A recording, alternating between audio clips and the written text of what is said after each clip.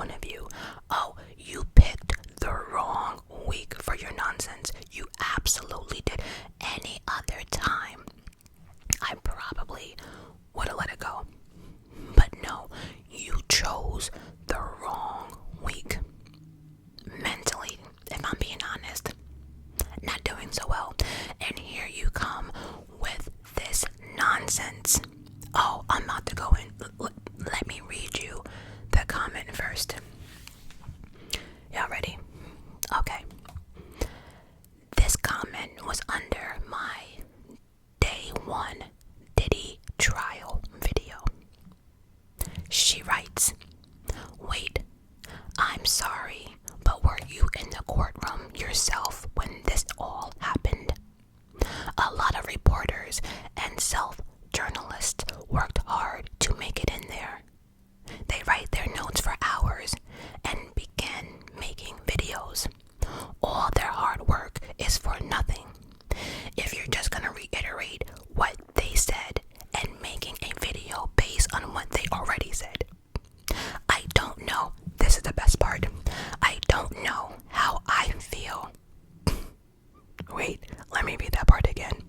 "I don't know how I feel about you taking other people's hard work and making your own videos about it. You wouldn't know any of these facts unless you were there yourself." Okay. Okay. My written response back. I wasn't there for the Titanic either. I wasn't there for the Titan, submarine that wanted to go look at the Titanic. Wasn't there for that. I wasn't there for any celebrity deaths. Matter of fact, I wasn't there for any of the shipwrecks. How do we know that the water was that cold during the Titanic? We weren't even alive. How do we know that? How? So then I said, so I wasn't there for any of that, but I still told the story. How did I do that? Simple. It's called research. So I assume you have the same energy for every other channel that's reporting this story as well, right?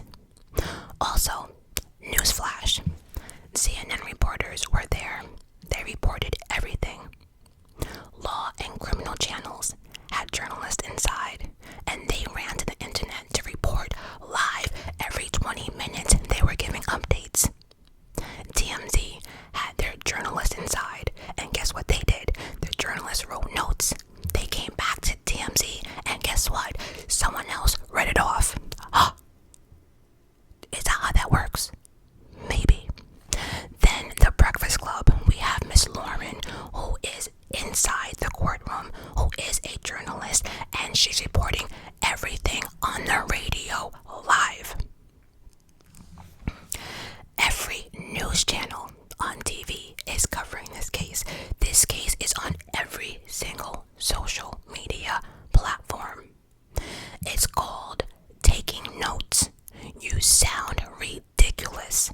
Stop it. Right? Okay. So that was my written professional response. But now I'm here to give you my personal verbal response. Shut the fuck up. You know what? Wait. No. Today is the Lord's Day. Majestic, not this nonsense. It's the Lord's Day. Let me rephrase that. Respectfully, shut the fuck up. And as you're literally trying to figure out how to shut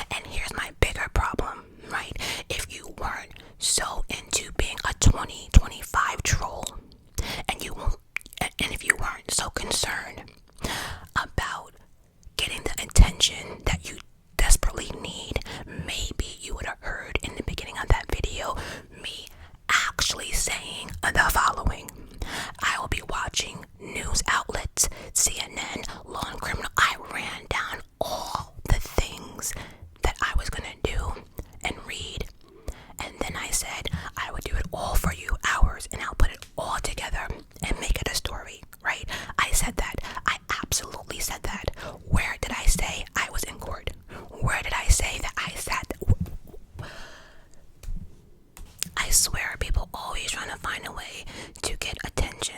I just can't. I don't deal with stupidity, well at all.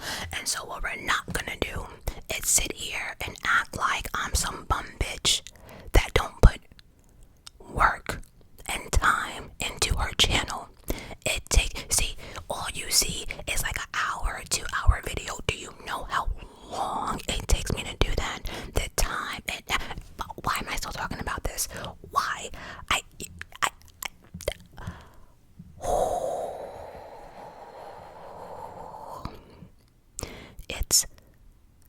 It's the Lord's day. It's just no. Hello, my beautiful, beautiful, beautiful people. Gotta be kidding me. Okay, so day 4 and 5 of Cassie. If I'm being honest, this was a long week. Like, the trial just started, and I feel like we have been in it for months. But I know Cassie is happy to be off that stand. The cross-examination was a hot mess. It was a hot mess for a billion different reasons. Cassie was on that stand for nearly 20 hours for 4 days, being 8.5 months pregnant. That is real. So to set the tone real quick, we last left off with Cassie testifying and describing how she lived with Diddy, how the relationship was definitely a toxic one. We definitely spoke about it being a DV relationship, how she was always in fear, talked about the freak-offs in graphic details. Remember, the jury was getting pictures, they were getting play-by-play. Cassie told us exactly how the freak-offs happened, step by step. She goes into how she felt like a prisoner, all of Diddy's demands. We spoke about the massive drug use, the anger that Diddy had, how he was always in control, just how everything started, right? If you have no clue what I'm talking about, go watch video number 2 on this trial. So day, 4 and 5 actually. This is when they cross-examined Cassie. This is when Diddy's team was allowed to ask her some questions. But before we get into that, I just want to say that Diddy's mother was back. The kids were back, except for the twins. From my understanding, they flew back home for prom, I do believe. But I think these last 2 days was probably the hardest for Cassie. And I think this is where the initial shift is now happening amongst people, right? The last 2 days. I also want to point out that the judge is starting to get annoyed because Diddy's legal team, I kid you not, they were dragging some of these questions out. It was like the same questions. We were going over the same thing over. It's like we already spoke about that. We get that. Like, okay, enough, let's go. And even the judge was like, Cassie ain't coming back next week, so y'all better figure this out and wrap it up. It was just, and Diddy's defense, they were all over the place. This was probably the hardest video for me to put together because it wasn't like in a certain order. They were just all over the place completely. So I'm gonna try not to be repetitive because, again, I think we've all heard enough about the freak-offs and everything else. So Diddy's team, their strategy was to use a female lawyer for this one to cross-examine Cassie, and I think we all know why. Because think about how bad it would look if Diddy's team had a male lawyer cross-examining and not really caring physical part of it and not really caring about this or that. They can't come off as like cruel animals. She's 8.5 months pregnant and went through 10 years of hell. So I think it was more like of a soft touch strategy than anything, in my opinion. But Diddy's team was able to debunk a lot of stuff that Cassie was saying on the stand earlier in the week. And they kind of ruined her credibility on certain things. The prosecution had Cassie up there looking like she was crazy as hell on the stand, because some of these questions, I feel as if they should have prepped her a little bit more. But, you know, we also have to remember that people's opinions will be flipping back and forth, because as time goes on and we start hearing more information and more evidence, and then we're going to get a better picture of everything that happened. But there's a lot we did not know, and there's a lot that we are still finding out. This trial is for 8 weeks. We only down one. But just to give you an example, right? There was a story that Cassie had told, and it involved Suge Knight and Puff and D-Rock, right? So allegedly, Diddy was at a freak off, and then all of a sudden started grabbing weapons, and something about they were going to run into Suge Knight at a place called Mel's Diner.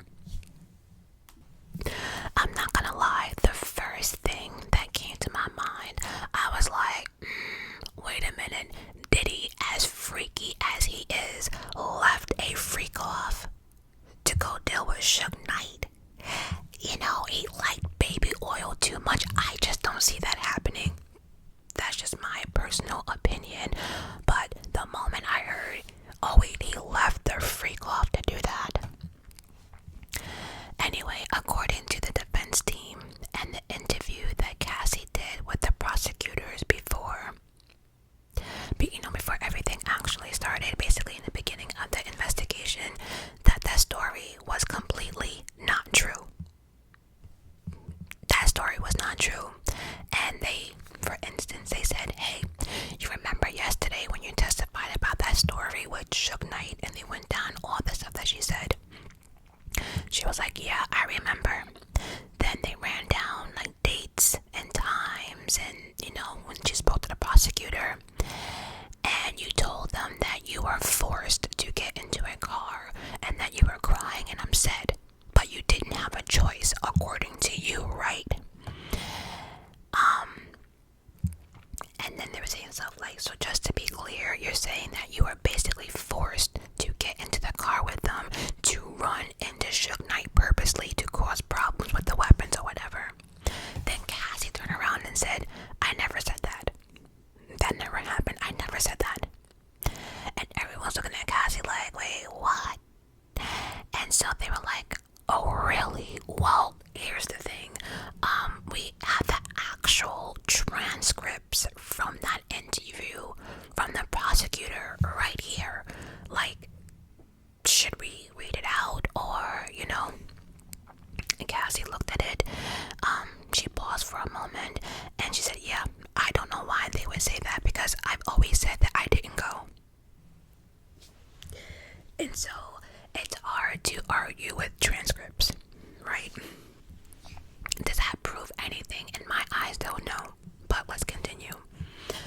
Then we really get into and get an understanding of Diddy and Cassie's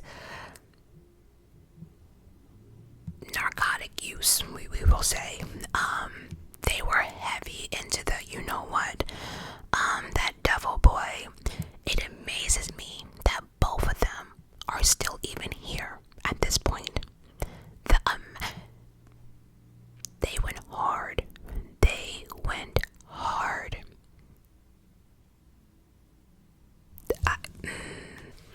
And so Diddy's team is using things like this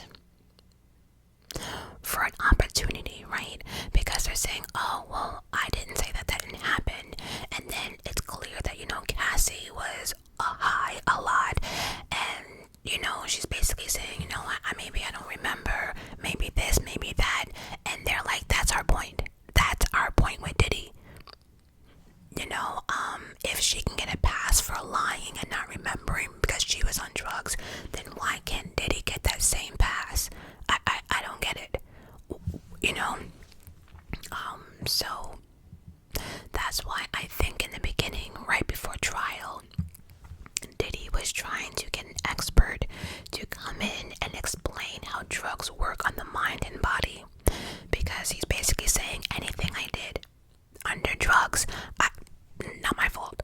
I can't be held responsible. So, because they're also saying that, like, if you guys were both on drugs, maybe you took certain situations or conversations the wrong way, or maybe you did this, maybe you did that. But again, if we're gonna give one party a pass for being, not consistent and forgetting parts of story, then we have to give, Diddy the same respect. And then we got a better picture. It seemed as if Cassie was worst off, right? Cassie couldn't even remember some of the escorts' names. And that was a big what, because remember, some of these escorts she used for years, like on speed dial type of nonsense, right? Taking them to different states, she would pay them money. She would have their number, right? So the fact that she couldn't even remember names, it is just so sad. Then we actually find out that the year of 2017 for Cassie is super hazy. Could you imagine? Well, actually I can, but could you imagine, like, because of something, losing like a year of your life, don't know what happened, don't remember, it's fuzzy, it's not fun, it's not fun. But she has no memory really of 2017. That year was probably the worst, because anything they asked her from 2017, she wasn't even confident in herself to answer questions like, wait, what?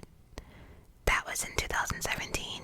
She was all over the place. But we also know that Cassie was having brain problems, or something was going on, because Diddy actually got a CAT scan of something of her brain, and they had to hide her drug use or whatever, because there was something was going on. But she was definitely struggling a lot. She couldn't remember dates, and and then of course we had to break a couple of times because she was getting emotional, she was getting tongue-tied. It was just, I don't know. But again, the defense did a really good job being all over the place with it. Like, the jury probably went home and was like, wait, what? And then we get into how Cassie actually got her hands on these drugs and how she would resupply. And, asking questions like, who was your dealer? Who is this? Where would you go? Where would you meet? And I have to say, a lot of journalists that were in the courtroom when this question happened and when Cassie answered it, Diddy even looked up and shot, like, when someone is really caught off guard. People were saying Diddy was really caught off guard, because when they were asking her, like, where did you get it? How did you do it? How'd you pay for it? She just completely said, Diddy. Diddy was like, oh, okay. I know Diddy and this team was like, wait a minute. Wait, hold up. We admitted a lot of bullshit. We admitted I'm a monster, I'm toxic, this and that. But what we're not gonna do is completely blame me for this entire drug situation. I think many people,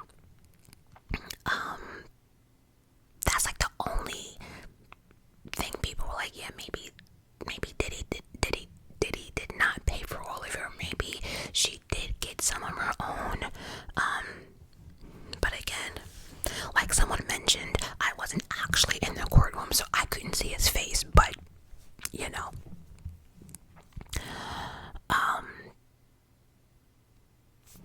then let's see. They really went heavy into this drug use, because one of the things that they pointed out, they were like, okay, well, if Diddy's drug use was as bad as you say it was, and you guys were on all these type of drugs, but then how was it again that Diddy was able to run multiple businesses, do concerts, do this, do that,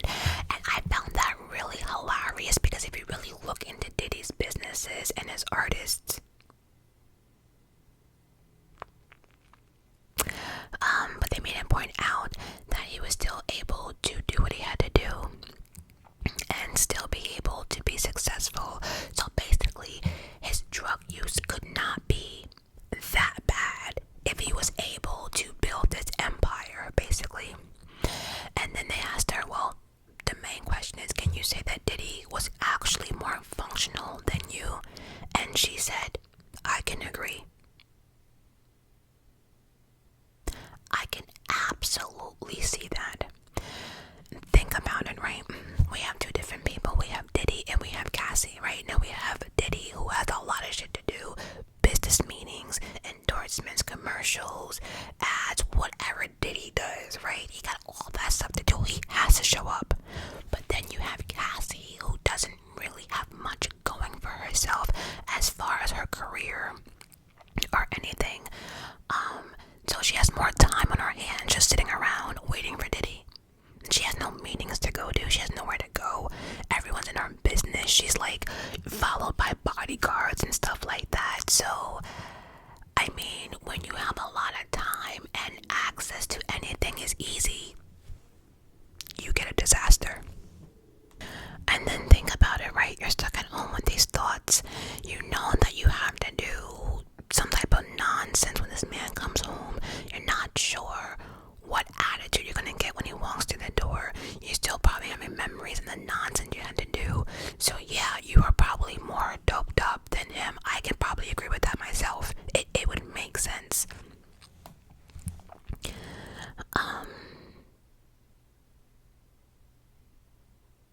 And then we get into the conversation about the fact that at one point in time, Diddy was actually the one calling the drug dealers and telling them to stop serving Cassie because she was bad. She was really, really bad off. And so his thing was, yeah, you know, it was like he was condoning it but wasn't condoning it, you know. He was telling the people on the streets to stop selling Cassie stuff because he wanted all this stuff to come maybe from one dealer or one batch, so at least she would be safe as opposed to her going on the streets and getting it from her friends, this, that, whatever. So we're actually reading text messages about that, and there's proof. And then that story that Cassie told about, you know, Diddy coming and, you know, dangling someone over, what was it, the 17th floor, or beating up her friends.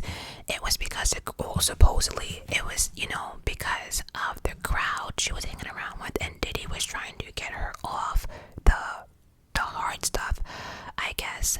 So, like, I guess what bothered me is the way they were able, Diddy's team was able to make all this sound, I don't want to use the word normal, but like, yeah, that sucks, but, you know, I don't know. And it's crazy because like the day before, you know, the prosecutors were painting this picture like, you know, she had to do this, she had to do that, she was forced to do this, she was forced to do that. But then in the cross-examination, going through thousands of text messages, it's clear that she was a willing participant in some of it, right? But again, you can be down, let's just say you could be down for a threesome, and let's just say during the middle of it, you no longer want to do it. You have the obligation to say, you know what, stop, I'm done, get off me, it hurts, stop. You know what I mean? People can change their minds, right? There's also something called fear. Maybe she knew that if she said no, she knew what would come. I'm pretty sure over 10 years, you know, like what mood Diddy's in, what to do, what not to do. You know, there was times that even if she smiled the wrong way, that Diddy would just like that. How do you compete with someone like that? But now, like I said, they're painting this picture that, you know, they're trying to anyway, that you did some of this yourself. You had free choice. You could have walked out the door. You could have did this, you know, while he was at the meeting. You know, we see that you're calling this and that. You're calling escort yourself. It got deep. So in my opinion, they did a really good job proving that Cassie had choices, right? But anybody that's never been in a DV relationship or has never been a drug addict, let's just say, that struggle is completely different. And nobody or anybody that has not been through that could not completely understand the situation of fear and, you know, trying to get ahead of it. You know, like, oh my God, the weekend's here. I know the freak off is coming, but let me get into it, right? So maybe it won't be as bad if I don't piss him off this this weekend, right? Like, because they were showing text messages of her saying that she was horny and this and that. We'll get to that, but you know what I mean? Like, if you know your man goes harder on the weekends and a couple other weekends, you're mouthy or this and that, maybe this time, if you act like you're into it, it won't be so bad, right? I don't know. That's what happens in an abusive relationship. It usually doesn't make sense. What else? Also, I think the defense was also proving that Diddy actually did love Cassie and that she did have her best interest and that he did care for her life and wanted her to get help and get clean. So this is where, again, like I said, people are shifting their attitude. They're shifting, a lot has been changing on Cassie. Anyway, the next part probably shocked me the most and needs to be studied. It needs to be, because we find out that Diddy overdosed around the time that Whitney Houston passed away. I have so many questions with that. This is not the video for it, but Clive Davis, Diddy, and Whitney. That's all I gotta say. As a matter of fact, now that I'm saying it out loud, Cassie and Diddy was like the Whitney and Bobby. Oh, I have questions, but yes, Diddy was rushed to the hospital and all. We did not get much detail after the shocker, but I think the most amazing part of this story is that nobody knew. Nobody knew. Like, how the fuck did Diddy go to a hospital, overdosed, and nobody snitched? Nobody took a photo. No one saw his records. There was no paparazzi. No one had an iPhone. Like, how can you be that big? And even if you're that powerful, right? Things still get leaked. That needs to be studied. That's amazing, because the fact that he was able to pull that off, Diddy. If you get off this, I'm telling you, you're not gonna have any friends. You're not gonna have probably no more money, no more endorsement, no more businesses. However, the fact that you were able to overdose around the time that Whitney actually passed away, because there was a lot going on, we're finding out now. So do you know how much celebrities, Diddy, you better be listening. Do you know how much celebrities would charge you if you can teach them how you pull that off? Oh, you would be a rich cookie in 3 months. Oh, 3 months. Richest man on the planet. You would be rich. Oh, yes. So,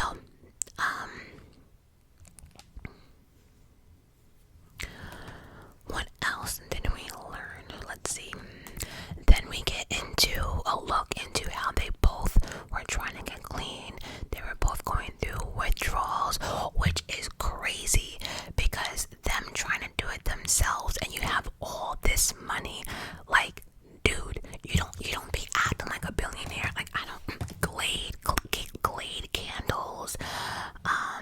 Now we trying to do what, get off drugs by yourself. Like, you couldn't have a nurse come to you and help you. Like, you pulled off an overdose in a hospital and nobody knew. This is now billionaire status. Behavior, I don't know. But yes, then we go into more text messages, and it's clear that Diddy was encouraging Cassie to go to rehab more than for himself. He wanted her to go first. So I don't know if that was like his only moment of, damn, did I do this? Or damn, yeah, I might go down for this shit if she don't get clean. I don't know. But it was clear that he really wanted her to get help. And it's funny because some people in the comment section on videos I were watching had a question. Do we think that Diddy actually loved Cassie? I don't know how to answer that. That's a hard question to answer. I don't. And then we did find out that she went to a wellness spa and tried to get help or whatever. So again, a lot of this was about drugs. Why was it so heavy on drugs? Because one person saying, well, if we can't blame her, then we can't blame Diddy. And they're also trying to prove that because both of them were messed up, that no one has the right dates, no one's credible, no one's this, no one's that.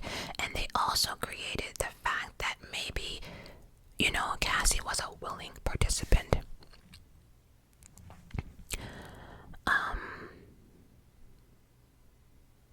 So, let's talk about this infamous CNN hotel video, right? But before I do, the last thing, because I had it on here, in court, Cassie revealed she's expected to receive a roughly $10 million settlement from the hotel in Los Angeles where that famous hallway violent video has been seen around the world.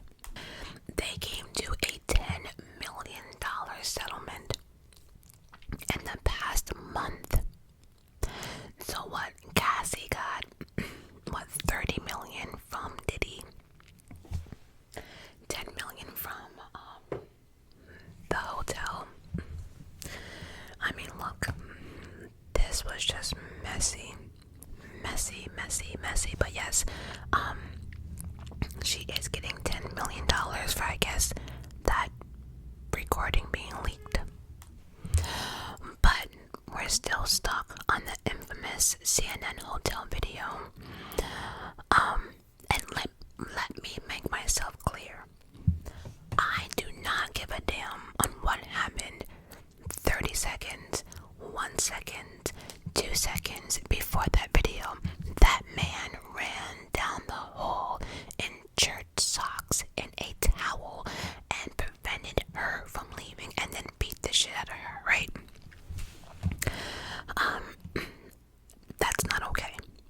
I don't care what happened. I don't care. I just don't care. That was so uncalled for. However, this is a perfect example on how you have to hear both sides and you have to get the full context, right? Because we got a better look into that situation. And so from that video, we took it back like a day or two prior to that. So if you remember, I told you that Cassie said that she had a movie premiere the next day, and that the reason for that video is because she didn't want to do it because she had a movie review and then she wanted to leave, and then she waited for Puff to get into the shower, and that was the first and last time she ever attempted to leave. That's what she said.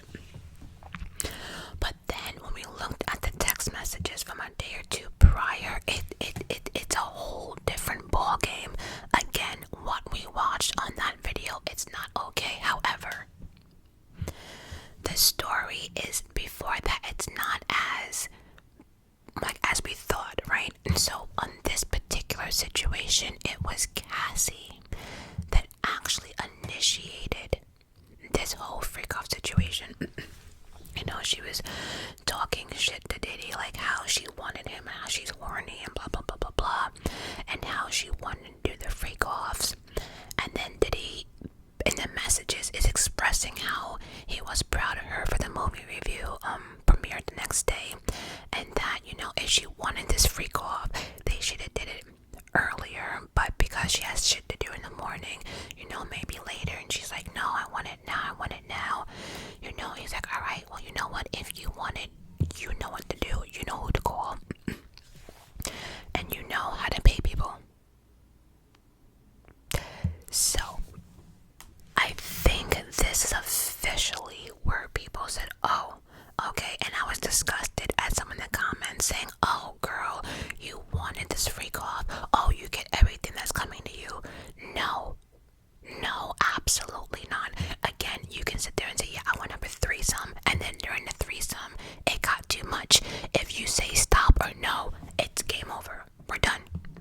there's nothing else to be, you know. So the fact that even if she initiated it, right, in that video she was clearly leaving. But anyway,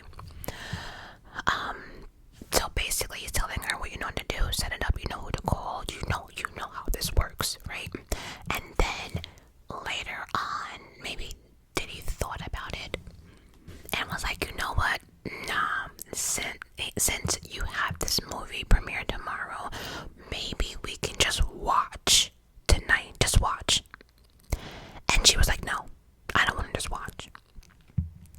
And so, but Cassie did say that during the freak off, it was getting a little bit too much. She didn't want the bruises on her body. I guess it was getting out of control, you know. So that's when she decided to leave before it was actually over and Diddy had a fit. They also, at one point, which was a little bit confusing to me, I think they were trying to say that Diddy at that time was going through withdrawal or something like that, right? But I don't think anyone bought the whole withdrawal thing. It's clear drugs was a big part of this relationship, right? It was. There's no getting around it. But again, if we just left it at how Cassie put it, we would never know that Diddy was like, no, we shouldn't do this freak off tonight. Wait until after the premiere, or you should have did this earlier, or you know, whatever. But she's like, no, kind of begging for it. I want it. You know, all the sexting, if you want to say. Then there was a lot of downtime of them reading, you know, the messages, and I don't know why we went through that, you know. We also find out that Cassie would call Diddy Pop Pop, because Diddy asked her, you know, what do you call your grandfather? And she was like, Pop Pop, and that's what she had to call Diddy. That is so weird. Pop Pop.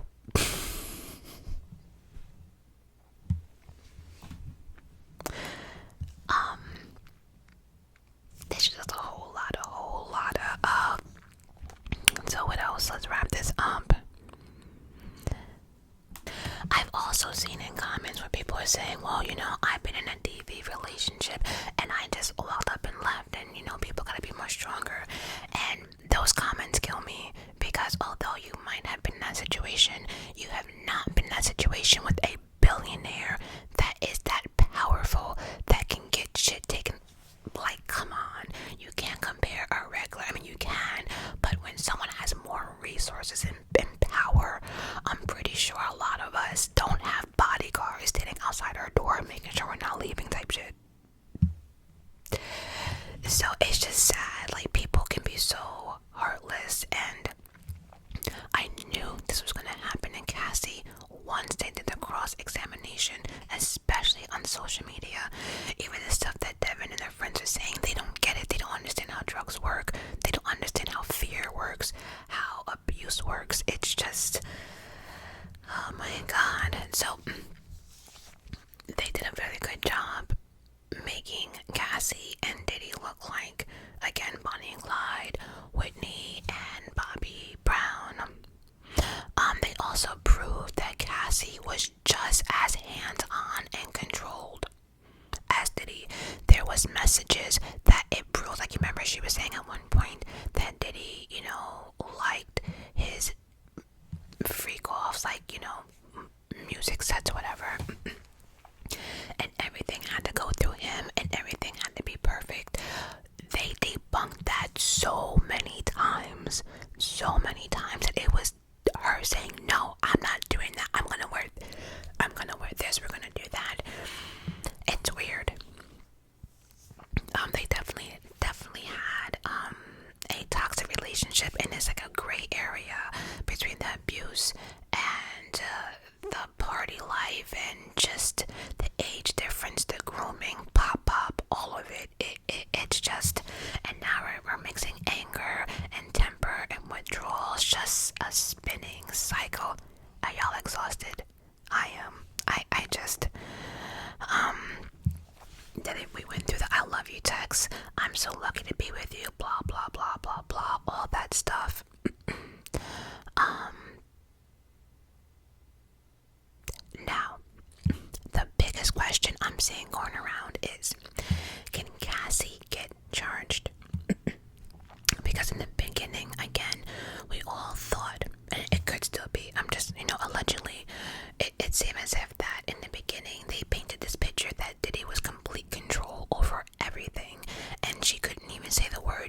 or yes, but now we find out that it's not exactly completely true, right? But it also makes sense within, 10 years. They're showing like what, 3 months out of 10 years worth of text messages, right? So they were in a relationship. They're gonna have I love yous and this and that. But again, it's opening up a bigger conversation, right? Can Cassie get charged? Because if this is the case, Diddy's on trial for racketeering, this is and that, right? But if Cassie was a willing participant and was calling people and was really giving people money and doing things on the side without even Diddy knowing, it's like you're also pulling the strings as well. So it might not have been, again, we're on trial for Diddy, and the more she talks, the more it's starting to form a Rico, because now you're bringing herself in it. Diddy, now we have his staff, bodyguards. You see how we're starting to really get this full story together, but we still have 7 weeks left. So they definitely got their point across that sometimes she was a willing participant. But again, that means nothing, because the one time you don't want to be a participant, then what? Then we also read text messages that she would say she was on her period, and Puff be like, alright, cool. Like, he didn't say, oh, who gives a fuck? Like, we didn't see that in the messages, and I'm not saying that he did not say that, don't get me wrong, but they were able to prove that, well, I thought you said that he made you do this, he made you do that, but look, in 10 years, they were able to pull out how many times she's like, nah, I got my period. It's like, alright, cool, and that was that. So, yeah. What else? Oh, by the way, yes. What is this nonsense that people are getting paid to wear free Diddy shirts? Like what, $20? Really? Or now we have paid protesters outside with the free Diddy. And then there's also some rumor going around that Trump might be getting Diddy out of jail. I'm leaving that alone. What else? But back to the actual, are they gonna charge Cassie? I don't know. We're still looking into that. There's been a rumor that she might have immunity. I don't know, because at this point now, it seems as if she was a willing participant on most of it on paper. But again, behind closed doors, maybe she's like, oh no, after that beating, no, I'm never saying no to him again. I don't know. So then now we get into Kim Porter, right? Kim Porter was interesting because they were showing Cassie at one point, Cassie was number 2 and Kim Porter was number 1. So again, through the messages, we find out that Cassie was upset that she never got to spend holidays with Diddy, but Kim Porter did. And it was apparent that she felt a certain way about that. And then she had a certain way about this woman, Gina. We'll get to her when she does her testimony, but this girl Gina seemed to be a problem, who was also Diddy's employee, and that's the reason why Diddy and Cassie actually broke up. Michael B. Jordan was thrown in there. They were proving that Cassie was cheating on Diddy with Michael B. Jordan and other men. So it wasn't just Cassie who was the jealous, toxic type. It was Diddy and her, both infidelity, both of them jealous, both of them rage, It's cute though that how like Diddy was like, oh yeah, she cheated on me, and it's like, Diddy, did you actually use the word cheated? That's cute. And then we go into again the Kid Cudi car situation. We find out that Diddy introduced the two situation that Cassie was saying that Diddy was trying to intimidate Kid Cudi and trying to be big and bad, but at the end of the day, Diddy was irritated because Diddy's like, wait a minute, I introduced it to you, right? You're an upcoming artist. I put you in the record studio with him, and how do you two repay me? You two buy or grab burner phones and start having a full-blown relationship behind my back, and he wanted answers.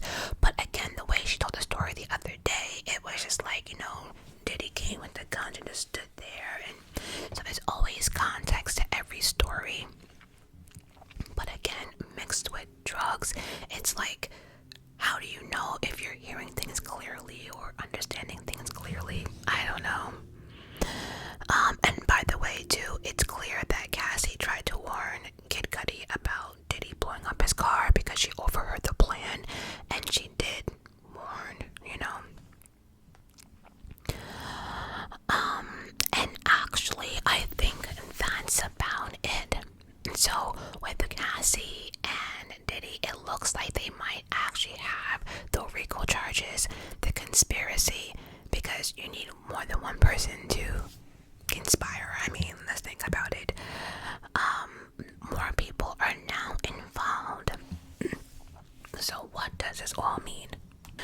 I don't think anyone's really winning or losing here, because like I said, day by day with this case, we're gonna be flip-flopping, because we're now officially hearing things we never heard before, right?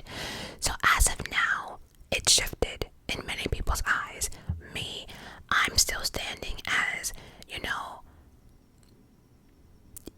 she had no way out. When you have people all in your medical records, your schedule, bodyguards, your bank account, he's paying for your car, you're this, you're that, there's no way out. And if you've seen him in action and you've broken ribs, like all this stuff, right? Wouldn't you, like anyone in fear, understand you would do whatever you can not to get knocked the fuck out today? And so, and a lot of times in toxic relationship, when it's good, but when it's bad, it's bad. So, I think Cassie again set up the stage for, like, I think we needed her, right? We needed an inside person with a more gentle touch to explain how it is to be in a relationship with him, to say no. We needed to get an insight of his anger and how he runs things and how he works and moves and stuff like that. So Cassie was not the witness, in my opinion, to bring this home. She was a perfect witness to start it, if that makes sense. Again, will Cassie be charged now? I don't know. She was very emotional. It is set in stone that her husband will be testifying, which is why during one of the grape stories she was telling, he actually had to leave the courtroom because, he will be testifying. And so it just, again, as of now, as far as the relationship is concerned, it seems as if neither one was innocent, but we know who the bigger monster was. I mean, even in that video, we didn't even see her fight back. Just sad, and to numb the pain, to get ready, she just more just numbing the pain. So next week we should have different celebrities on the stand. I'm not gonna mention who, because there's a lot of people that they mention. Now we're finding out that's not true, so we'll just find out and see. So on that note, let me know what you think about this nonsense. Are you happy that Cassie's done? I am, because girl, go put your feet up, go relax, and just please don't. I just hope this does not set her back, because she was becoming much. I'm glad we're over with Cassie. I'm glad, we, like, yeah, this up. She needs to go home and just up. Anyway, love you guys for watching. Until next time, bye.